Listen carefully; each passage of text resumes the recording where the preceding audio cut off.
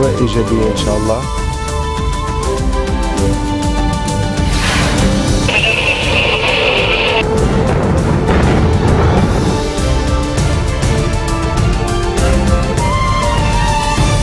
Nouvelle édition de la rédaction. Merci d'être au rendez-vous. À la une de l'actualité. Plus des 2/3 des réfugiés syriens vivent au Liban dans une pauvreté extrême, contre près de la moitié il y a un an. C'est ce que révèle ce mercredi une étude de l'ONU. Le roi Salman d'Arabie Saoudite accuse le président syrien Bachar el-Assad d'avoir favorisé la montée du groupe État islamique en Syrie. Nouvelle attaque au couteau près de la vieille ville de Jérusalem. 2 Palestiniens ont attaqué 3 Israéliens avant que la police n'ouvre le feu sur les assaillants. Plus des 2/3 des réfugiés syriens vivent au Liban dans une pauvreté extrême, contre près de la moitié il y a un an. C'est ce que révèle ce mercredi une étude de l'ONU. Selon le texte, 70% des réfugiés vivent avec moins de 3,84 $ par jour. 90% donc s'endetteraient pour couvrir leurs besoins de base, le loyer, l'alimentation et les soins pour la santé.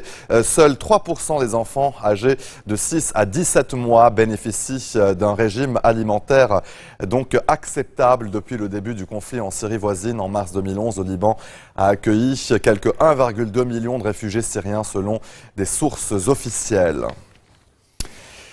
La Russie est une nouvelle fois accusée de viser les civils en Syrie alors que le ministère russe de la Défense annonce avoir frappé ces 3 derniers jours plus de 600 cibles. L'organisation Amnesty International a publié un rapport accablant dans lequel elle évoque des crimes de guerre.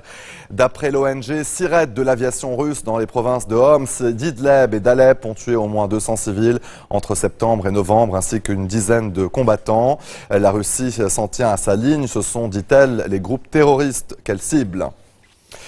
Le roi Salman d'Arabie Saoudite a accusé ce mercredi le président syrien Bachar el-Assad d'avoir favorisé la montée du groupe djihadiste État islamique en Syrie. Dans un discours adressé au Majlis al-Shura, le conseil consultatif réuni pour sa nouvelle session annuelle à Riyad, le souverain a appelé à un règlement politique du conflit avec la mise en place d'un gouvernement de transition par les forces de l'opposition modérée.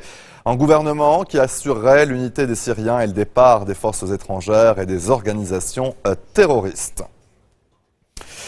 Le flux de migrants en Europe a repris après avoir chuté d'un tiers selon l'ONU en novembre. Le nombre d'arrivées est en forte hausse. Des familles entières qui tentent chaque jour leur chance sur des embarcations de fortune.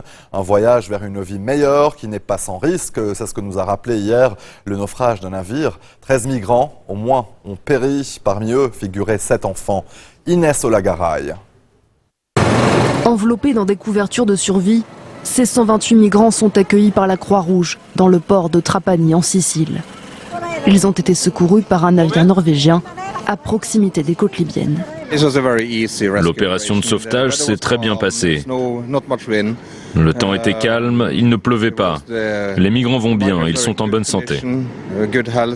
Les conditions météorologiques en Méditerranée sont particulièrement clémentes pour un mois de décembre. Des conditions qui encouragent de nouveau les migrants à prendre la mer au péril de leur vie. Mardi, la marine italienne a évacué 7 embarcations qui transportaient en tout près de 800 personnes.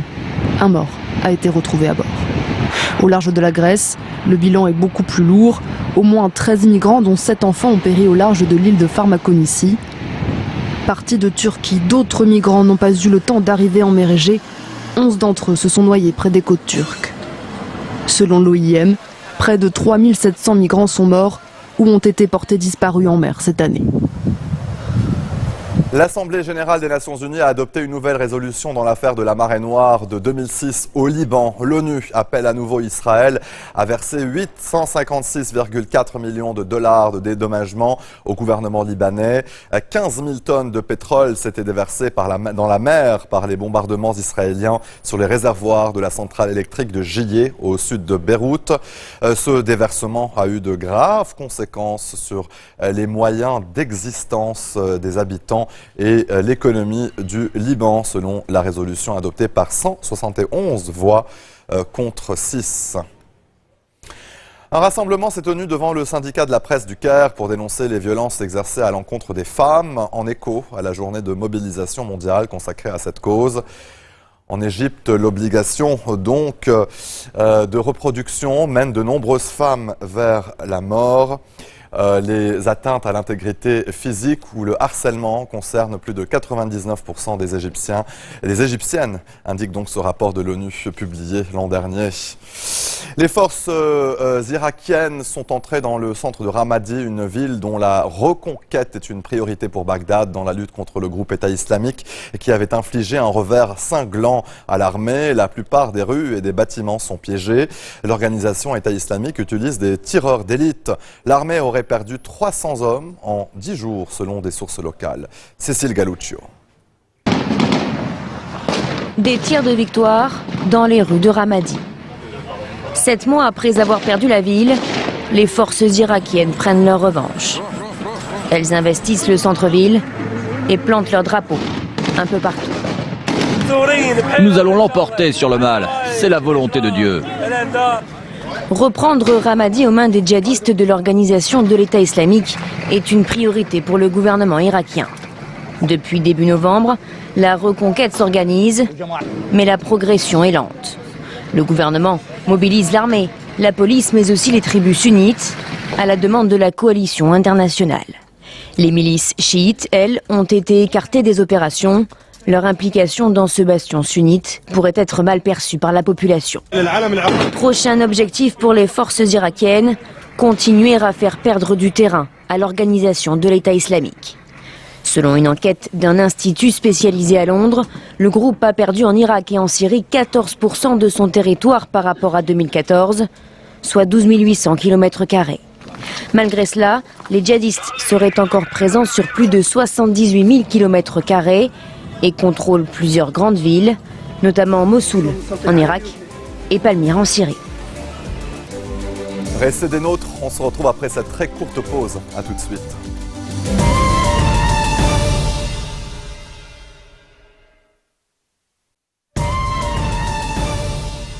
Retour sur le plateau de l'info, nouvelle attaque au couteau près de la vieille ville de Jérusalem. 2 Palestiniens ont attaqué 3 Israéliens avant que la police n'ouvre le feu sur les assaillants, tuant l'un d'eux et blessant le second. Les 3 victimes ont été transférées dans des hôpitaux de Jérusalem dans un état sérieux. L'attaque s'est déroulée près de la porte de Jaffa, dans la vieille ville, un lieu touristique où affluent de nombreux visiteurs en cette période de Noël. Et justement, direction la Cisjordanie où Bethléem se prépare pour Noël. La ville du Christ a vécu des heures agitées ces derniers mois, marquées en Cisjordanie par de violents affrontements entre des jeunes Palestiniens et l'armée israélienne. Le reportage de Pierrick Laurent. Dans les rues de Bethléem, tout est en place pour accueillir les visiteurs. Mais aux côtés des Pères Noël, des promotions surprenantes.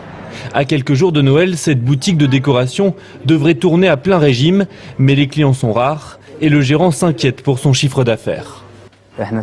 Cette année, nous avons dû faire des promotions très tôt parce qu'on ne vend pas assez. On fait une remise de 50% pour attirer les clients. Habituellement, c'est ici la haute saison touristique. Pourtant, les hôtels de la ville ne sont pas pleins. 11% de réservations en moins cette année, mais le propriétaire de ce grand hôtel reste confiant. Il y a moins de gens qu'avant, c'est sûr. Cela dit, ce n'est pas exceptionnel. Début décembre est une période creuse. En revanche, pour le jour de Noël, on affiche complet. Depuis 3 mois, Bethléem n'est pas épargné par les affrontements entre jeunes Palestiniens et soldats israéliens. Des scènes qui inquiètent les touristes étrangers, mais aussi les Palestiniens chrétiens. La maire de la ville prend la sécurité des pèlerins très au sérieux, mais elle n'envisage pas de mesures particulières. Je crois que la bonne question, ce n'est pas « est-ce que nous essayons d'arrêter ces violences ?» Si j'étais à votre place, je poserais plutôt la question suivante. Que fait le monde pour ramener la paix et pour trouver une solution pour les Palestiniens ? Sur la principale place de la ville, un sapin a été érigé, comme chaque année. Pour les Palestiniens chrétiens, il est fondamental que les célébrations se déroulent comme prévu. Il y a moins de décorations et de lumière en raison des événements actuels. Mais en même temps, les célébrations religieuses de Noël se tiendront comme d'habitude. Nous allons prier pour les martyrs, pour les prisonniers, pour tous ceux qui souffrent. Habituellement, Bethléem accueille à cette période environ 90 000 visiteurs. Un chiffre qui, de toute évidence, ne sera pas atteint cette année. Dans le reste de l'actualité internationale, en Chine, 2 survivants ont été retrouvés après le glissement de terrain qui a enseveli une quarantaine d'hectares ce dimanche dans une zone industrielle en périphérie de Shenzhen, au sud du pays. Plus de 3000 sauveteurs sont mobilisés pour tenter de retrouver les 76 personnes portées disparues à la suite de cette gigantesque coulée de boue. Pour l'heure, seuls 2 corps auraient été retirés des décombres. Axel May nous en dit plus. Poursuivi par les photographes et les caméramens jusqu'à l'entrée de la salle d'opération. Tian Zeming, âgé d'une vingtaine d'années, est un miraculé. Le jeune homme a passé 70 heures sous la terre, sous la boue. Il en a été extrait tôt ce mercredi matin, après avoir apparemment bénéficié d'une poche d'oxygène dans un bâtiment enseveli. C'est un miracle, un homme a été sauvé. Nous sommes tellement contents. Malheureusement, une autre victime, encore vivante lorsqu'elle a été secourue, a succombé à ses blessures. Plus les heures passent, plus les chances de retrouver des miraculés deviennent infimes et c'est surtout un travail macabre qui attend les secouristes, récupérer les corps. Quelques 70 personnes, pour la plupart des travailleurs venus d'autres régions de Chine, sont encore ensevelis. 3000 sauveteurs, des dizaines de pelleteuses, 30 chiens renifleurs restent mobilisés. La masse de terre boueuse à enlever est profonde d'une dizaine de mètres et recouvre une surface grande comme 60 terrains de football. La Grèce a approuvé l'union des personnes de même sexe. Le Parlement a adopté le projet de loi qui instaure un pacte civil malgré les résistances de l'opposition et de l'influente Église orthodoxe. Le gouvernement n'a cependant pas pu compter sur le vote des nationalistes, pourtant membres de la coalition. Cécile Galluccio. Nous allons nous unir, se réjouissent ces manifestants. Hier encore, la Grèce était l'un des derniers pays d'Europe où les couples de même sexe ne recevaient aucune forme de reconnaissance officielle. Une époque désormais révolue. C'est une première étape incroyable, un début. Il ne faut pas oublier que la Grèce a été condamnée par la Cour européenne des droits de l'homme pour avoir exclu les homosexuels de son pacte de vie commune. Aujourd'hui, c'est la fête, même si nous ne sommes pas heureux à 100%. Demain, nous allons penser à de nouveaux objectifs. Nous continuerons jusqu'à l'obtention de tous nos droits. La route de l'égalité est encore longue. Le texte a été approuvé au Parlement par 193 députés de 5 formations politiques, notamment la gauche radicale du Premier ministre. Aujourd'hui, nous reconnaissons le droit de toutes les personnes, quel que soit leur sexe ou leur orientation sexuelle, à vivre ensemble et à choisir leur propre chemin comme elles l'entendent. 56 députés ont voté contre. Sans surprise, le parti néo-nazi Obdoré, mais aussi le parti nationaliste des Grecs indépendants, qui fait partie de la coalition gouvernementale. Nous sommes pour la sauvegarde des droits des couples de même sexe. Mais nous sommes contre l'adoption d'enfants par ces couples. C'est contraire aux lois. Justement, la question de l'adoption n'a même pas été abordée au Parlement. Elle reste une revendication des associations homosexuelles. Une revendication que rejette en bloc l'Église orthodoxe, encore très influente dans le pays. Et à l'occasion des fêtes de Noël, Budapest accueille un vaste marché de Noël. Plusieurs centaines d'artisans sont réunis devant la basilique Saint-Étienne et sur la place de l'Hôtel de Ville. L'occasion pour les touristes de découvrir les traditions hongroises et les créations locales.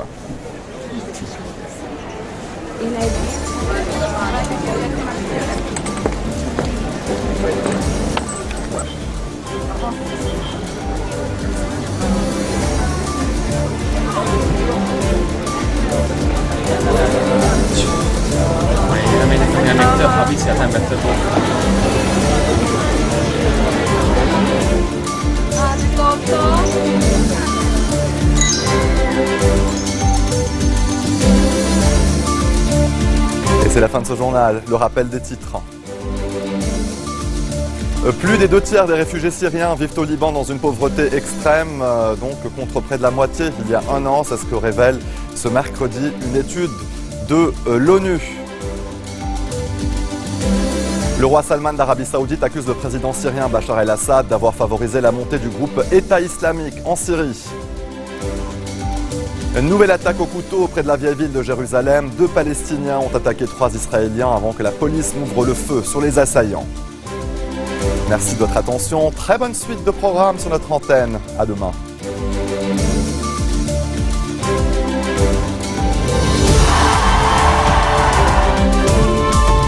الأجواء إيجابية إن شاء الله.